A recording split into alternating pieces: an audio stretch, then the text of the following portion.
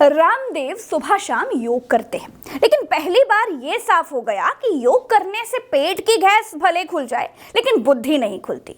अगर खुलती तो बाबा की बुद्धि दुरुस्त होती।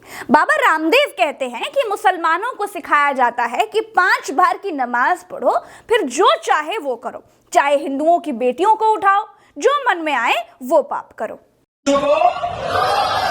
आप कोई मुसलमान से पूछो थारो धर्म ठीक है, वो कहेगी बस 5 बार नमाज पढ़ो, फिर जो मनवा वो करो, हिंदुओं की छोरियों को उठा के लाओ, जो भी पाप करने करो। वो इस्लाम का मतलब नमाज समझते हैं। घने पाप करते हैं हमारे मुल्क से मुस्लिम भाई, लेकिन नमाज जरूर पढ़े मेरे बेटा, क्योंकि उनको यही सिखाएगा बस नमाज पढ़ो, बाकी जो करना है करो। आतंकवादी बन गए घने, बाकी और जितने भी अपराधी घने बन गए, नमाज जरूर पढ़नी, बस इतना ही सिखा, नमाज पढ़ो, जो मरना वो करो। ऐसा हिंदू धर्म नहीं है। लाला रामदेव जब धंधे का धा तक नहीं जानते थे, तब साल 1965 के युद्ध में वीर अब्दुल हमीद ने पाकिस्तान से भारत माता की रक्षा करते हुए अपनी जान की बाजी लगा दी थी। अब्दुल हमीद भी मुसलमान थे। क्या उनको उनके घर वालों ने बताया होगा क्या कि 5 बार की नमाज पढ़ो और फिर हिंदुओं की बेटियों को उठाओ? वो तो सीमा पर डटे थे ताकि भारत की बहु बेटियों की तरफ कोई आक्रमणकारी आंख ना उठा पाए। बाबा, आपने पतंजलि की दुकान 2006 में खोली थी। उससे पहले आप केवल पेट फुलाते थे। इस देश के मुसलमान आजादी के पहले से देश पर जान दे रहे हैं। और सुनिए, एपीजे अब्दुल कलाम, वो भी तो मुसलमान थे। भारत की रक्षा के लिए इतनी मिसाइलें बनाई हैं कि उनका नाम ही मिसाइल मैन पड़ गया। भारत के लिए परमाणु परीक्षण करवाया। उनको घर में बताया जाता था क्या कि बेटा 5 बार की नमाज पढ़ो, फिर हिंदुओं की बेटियां उठाओ।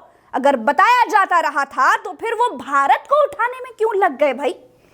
बाबा जी, आप अशफाक उल्लाह खान को जानते हैं, बिस्मिल्लाह खान को जानते हैं, बहादुर शाह जफर को जानते हैं, रफी अहमद किदवई को जानते हैं, बेगम हजरत महल को जानते हैं, डॉक्टर सैयद महमूद को जानते हैं? नहीं जानते हैं तो घर जाकर बालकृष्ण से कहकर किताबें मंगवाना और पढ़ना। संत का चोला पहनकर थेथेराई करते लोग अच्छे नहीं लगते। बाबा रामदेव जी, कुछ और लोगों के नाम ले रही हूं, उनके बारे में भी कुछ बताइए। आसाराम को जानते होंगे आप, ये आप ही के बिरादरी के हैं, मतलब बाबा हैं। इनके घर में बताया जाता होगा क्या कि सुबह शाम प्रवचन देना, फिर शिष्याओं को कमरे में बुलाकर बलात्कार करना।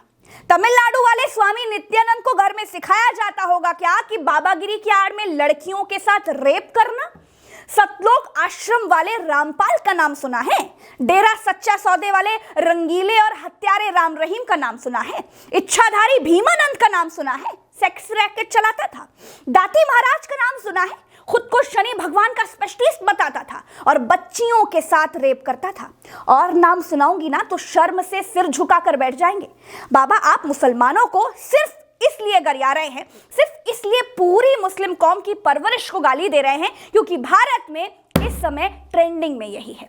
लेकिन याद रखना रामदेव जी, वक्त हमेशा एक सा नहीं होता है। अडानी आपसे बहुत बड़ा लाला था, दुनिया का नंबर 1 अमीर आदमी था।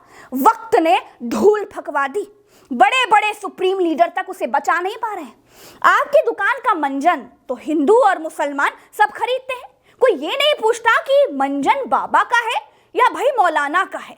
रामदेव को सुनने के बाद आम आदमी तो यही सोचेगा कि बाबा कह रहे हैं तो सच में मुसलमानों का जन्म ही हिंदुओं की बेटियां उठाने के लिए होता है। उनकी जिंदगी का लक्ष्य ही यही है। रामदेव जी, देश आपकी इज्जत करता है। ये ठीक बात है कि बागेश्वर वाले बाबा ने 26 साल की उम्र में सारे बाबाओं की जड़ें हिला दी हैं। जब से बागेश्वर वाले बाबा मार्केट में आए हैं तब से सारे बाबाओं का मानसिक संतुलन डिग गया है। लेकिन अपना मानसिक संतुलन इतना मत खोइए कि अपना बना बनाया नाम मिट्टी में मिला दीजिए। रामदेव का बाड़मेर में शो चल रहा था, वहीं रामदेव ने कहा कि मुसलमान सुबह की नमाज पढ़ते हैं, उसके बाद उनसे पूछो कि तुम्हारा धर्म क्या कहता है। बस 5 बार नमाज पढ़ो, उसके बाद मन में जो आए वो करो। हिंदुओं की लड़कियों को उठाओ और जो भी पाप करना है वो करो। मुस्लिम समाज के बहुत से लोग ऐसा करते हैं, लेकिन नमाज जरूर पढ़ते हैं। आतंकवादी और अपराधी बनकर खड़े हो जाते हैं, लेकिन नमाज जरूर पढ़ते हैं। वो इस्लाम का मतलब ही नमाज समझते हैं, यही सिखाया जाता है। लेकिन हिंदू धर्म में ऐसा नहीं है।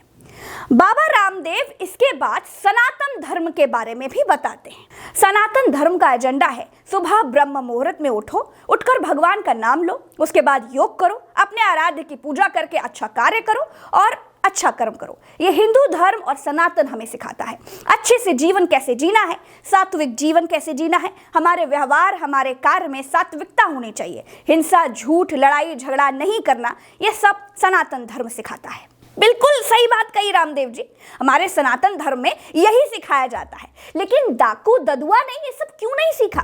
किसानों को रौंदने वाले गृह राज्य मंत्री अजय मिश्रा टेनी का लड़का सनातन से बाहर था क्या?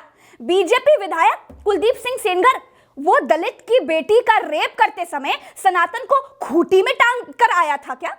और गिनाऊंगी तो बाबा जी आंख से आंख नहीं मिला पाएंगे। इसीलिए बाबागिरी का सही अर्थ समझिए। असली बाबा सही मायने में दूसरों को धर्म सिखाता है, गरियाता नहीं है। समाज को सही रास्ते पर लेकर के आता है। बाबा जी, देश में आपकी ही सरकार है। आप ही ने लोगों को सस्ता पेट्रोल दिलाने का वादा करके लोगों को बरगलाकर वोट लिया था। तो सरकार से कहिए कि मुसलमानों की एक बड़ी आबादी अशिक्षा का शिकार है, उस पर काम करवाइए।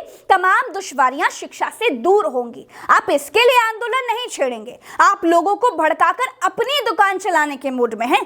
आप अब से पहले तक ऐसे बिल्कुल नहीं थे, लेकिन बागेश्वर वाले बाबा की प्रसिद्धि से लगता है कि आपको बहुत गहरा सदमा लगा है, इसलिए आप भी हिंदू मुसलमान पर उतर आए। दोस्तों, आज के इस वीडियो में इतना ही। चलते हैं। राम राम, दुआ सलाम, जय हिंद।